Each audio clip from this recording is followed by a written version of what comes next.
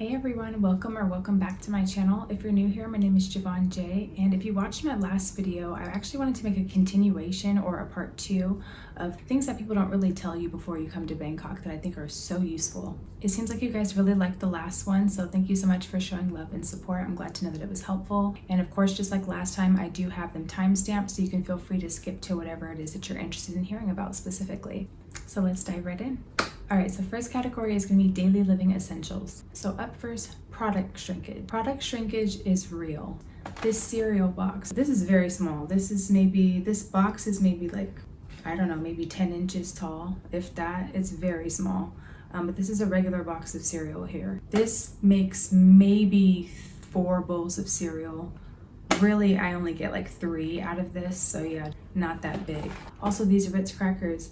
If you look here, it says 3 packs. Normally the Ritz crackers come with 4 packs, but this only comes with 3. So I'm not really entirely sure why that is. Like loaves of bread and things like that, they tend to be smaller, contain less pieces. So that's just something to keep in mind when you are grocery shopping. The products tend to be a bit smaller than what you may be used to if you're from the US. Speaking of groceries, now that I live somewhere where the cost of living is much lower than what I'm used to, I can actually afford to pay for convenience. So one of the things I like to do is have my groceries delivered. One app that I love to use is Tops. This is not sponsored. I did mention in my previous video that you can use the Grab app, and there is a market feature where you can have groceries delivered to you. However, those are delivered by independent contractors similar to Instacart back in the States. However, with Tops, these are actual employees from the store, so there's no option in the app to tip them because they are employees. I love this app. It's very easy to use, very user-friendly. Literally, you just go in there, type in what you want. You can either choose to have express delivery within 1 hour, or you can choose a later time slot to have it delivered for you later in the day or even the next day, and the delivery fee is very low. Also, unfortunately, Amazon does not exist here. Okay, there is no Amazon delivery here. And I know if you're from the States or the UK or anywhere else that has Amazon, you're probably panicking right now. Don't panic. Amazon may not be available, but we do have an alternative here called Lazada. I will say that their app or their website is very, I would say it's kind of gaudy. It's very flashy, very animated, which I'm not really a fan of, but once you get used to the interface, it is quite easy to use. You search for what you're looking for, add it to your cart, check out. Simple as that. Things get delivered quite quickly, so you do have that option. So similar to your Amazon Primes, you can get something delivered within 1 or 2 days. There is another website called Shopee. Same thing, interface looks very similar to Lazada. You order your stuff. But yeah, Lazada and Shopee are going to be your best options for having items delivered to your home. Also, what's cool about all of these apps is they offer a cash on delivery option. If you want to order something on Lazada and you know you're going to be home, you can select a cash on delivery option. So once they arrive, you just pay them the cash and you're good to go. But yeah, that's really cool because I know back in the States, you definitely don't have a cash on delivery option for Amazon. They also have a cash option for Bolt and Grab. Now on to 7-Eleven. 7-Eleven, I mentioned it in my last video, they're literally everywhere in Bangkok. A lot of times after you do a purchase, you'll be given these little stamps. They look like little postage stamps. And I know when I first got them, I was like, what is this? What is this for? And they're actually coupons. Each of them have different amounts and you can use them towards pretty much anything in the store. So don't throw those away. If you get those, it's not just like a random sticker or stamp or anything like that. It's a coupon. So make sure that you save those up for like maybe a larger purchase. I used mine a week or 2 ago and I was able to get a couple of items for free. So yeah, definitely save those up. So those are coupons. They're not stamps or stickers. So don't throw them away. Also at 7-Eleven, they have really good food, like actually really good food that you can buy for so cheap. I think it's great if you're trying to save money. What I love is that they'll heat up your food for you too. So if you buy anything that's refrigerated, they'll ask you like, do you want it heated up? They'll heat it up for you right then and there, give you utensils, condiments, whatever you need. So that's really cool and really convenient. I absolutely love their crab fried rice. It's really, really good. I highly recommend it.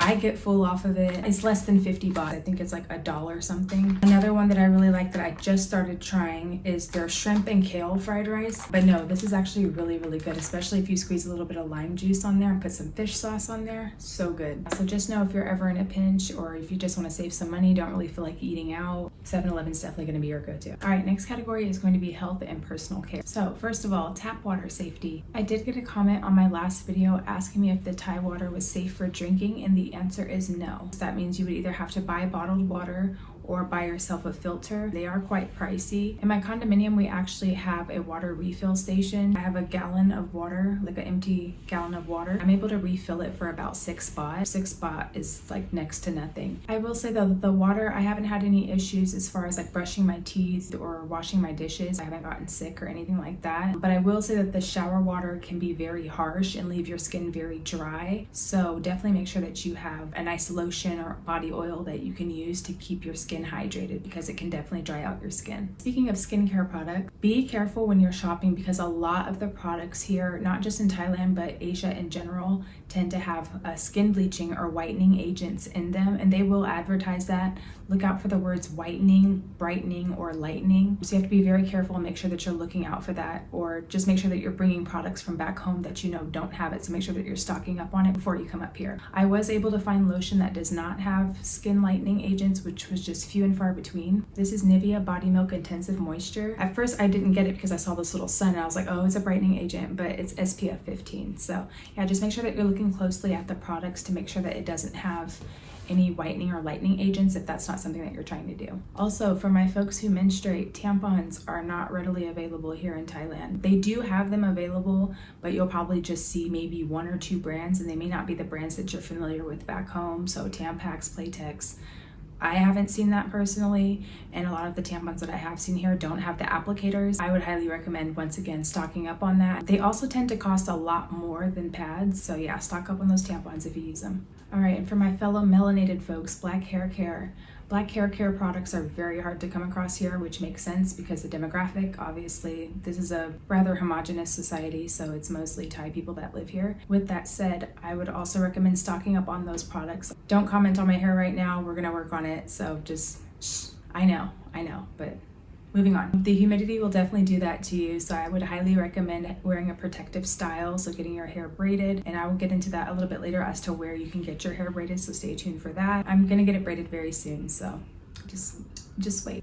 All right, our next category is going to be housing and rentals. So in my condo hunting video, I got a lot of comments of people asking me how I found my agents and how I was able to find my place. I will say that the rental websites here, so like Boswaz, I'm not sure how you pronounce it, I'll put the logo on the screen, DD Property, Property Scout, there's a whole bunch of websites out here for rental properties. What I found when I was looking was a lot of those listings are outdated. So you might see, it'll even say like updated 8 months ago, and I'm like, is this place still available? Like, why is it still up? And of course you contact the agent and they're like, no, this has been rented out already. And it's frustrating because then you ask yourself, well, why aren't they taking it down? I don't know why they don't, but they don't. I would highly recommend using Facebook Marketplace. That's how I found my place. You find agents that are on there and you can see like pretty much up to the minute info as to what places are available. You'll see, posted 1 hour ago. Obviously, if you see a place that you're interested posted an hour ago, you contact the agent, hey, is this place still available? I would love to set up a time to take a look at it and get the ball rolling that way. Would highly, highly, highly recommend Facebook Marketplace. It's just so much easier. As far as securing your place, the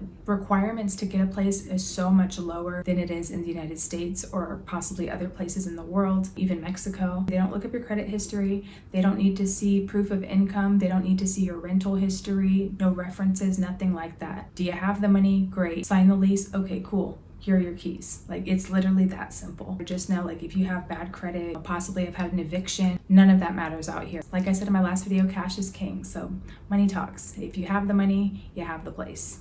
Period. As far as leases are concerned, I know a lot of people, especially like myself, were looking for short-term leases. I was just looking for a 6-month because my contract for my teaching is just 6 months, and also for like visa situations, it could be a little bit tricky. So a lot of people don't want to be locked into a year-long lease. Unfortunately, a lot of landlords do not want to rent out to short-term renters, which makes sense. They want to have that security of knowing that for the next year that they're going to be having that steady income. It's not impossible to find, but it is really difficult to find. Again, you can use Facebook Marketplace. Perhaps you can find some postings from people that are subletting their place. A lot of landlords don't allow subletting, so if you do that, just know that you got to kind of fly under the radar with that one. I wouldn't recommend that. Instead, I would recommend, if you plan on staying for 6 months or less, to just do a long-term Airbnb rental and work out an agreement with the host. Another thing that I think is worth noting is the proration of your rent. It's different than it is in the States, at least what I've experienced. So usually if you move in somewhere that's not on the 1st of the month, you would just pay for the remainder of the month. For example, here I moved in on the 21st of the month. Instead of me paying for the remainder amount of rent, I still paid the full amount. However, now my rent is always due on the 21st. So the proration's a bit different. Also, it is normal and standard for a landlord to require 2 months rent security deposit up front. So you would be paying 3 times the rent up front. So for example, my rent is 14,000 Thai baht. So 3 times that is 42,000 Thai baht. That is normal, it's not a scam. Usually it's because there's a third party involved. So it's you, the owner, and whoever the leasing agent is. A lot of the owners, more often than not, will hire an agent. So a lot of times you're not even speaking with your owner. I still haven't spoken to or met my owner. Any transactions that I have, I speak with the agent. So you do keep in touch with your agent. So it's not like the transaction just ends after you've signed the lease and given the security deposit and the first month's rent up front.